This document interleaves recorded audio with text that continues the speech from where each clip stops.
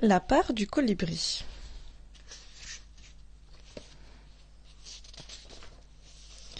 La terre, être silencieux dont nous sommes l'une des expressions vivantes, recèle les valeurs permanentes faites de ce qui nous manque le plus. La cadence juste, la saveur des cyclés de la patience, l'espoir qui se renouvelle toujours car les puissances de vie sont infinies. Il nous faudra sans doute, pour changer jusqu'au tréfonds de nos consciences, laisser nos arrogances et apprendre avec simplicité les sentiments et les gestes qui nous relient aux évidences. Retrouver un peu du sentiment de ces êtres premiers pour qui la création, les créatures et la terre étaient avant tout sacrées.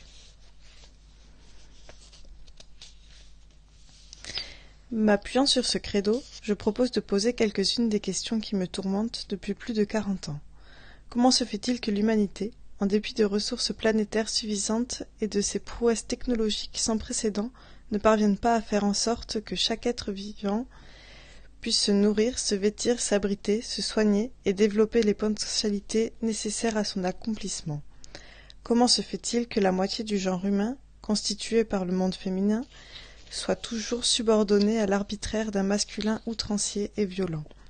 Comment se fait-il que le monde animal, à savoir les créatures compagnes de notre destin et auxquelles nous devons même notre propre survie à travers l'histoire, soit ravalé dans notre société d'hyperconsommation à des masses ou à des fabriques de protéines?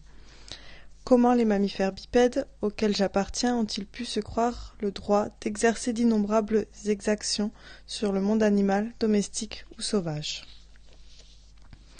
Comment se fait-il que nous n'ayons pas pris conscience de la valeur inestimable de notre petite planète, seule oasis de vie au sein d'un désert sidéral infini, et que nous ne cessions de la piller, de la polluer, de la détruire aveuglément, au lieu d'en prendre soin et d'y construire la paix et la concorde entre les peuples?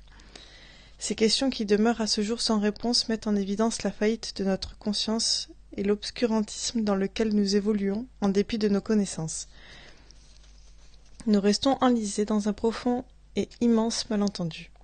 Et je me demande si nous ne confondons pas nos aptitudes, qui nous permettent tant de performances pour le meilleur et pour le pire, avec l'intelligence qui devrait éclairer nos actes et nous aider à construire un monde différent.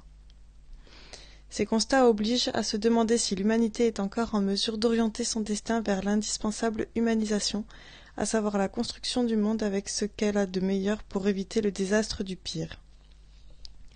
Cette question se pose à la conscience de chacun d'entre nous, et, en dehors des grandes décisions politiques que les États doivent prendre et pour lesquelles nous devons militer, il nous appartient également à titre individuel de faire tout ce que nous pouvons dans notre sphère privée et intime, comme nous l'enseigne la légende amérindienne du colibri, appelé parfois l'oiseau-mouche, ami des fleurs.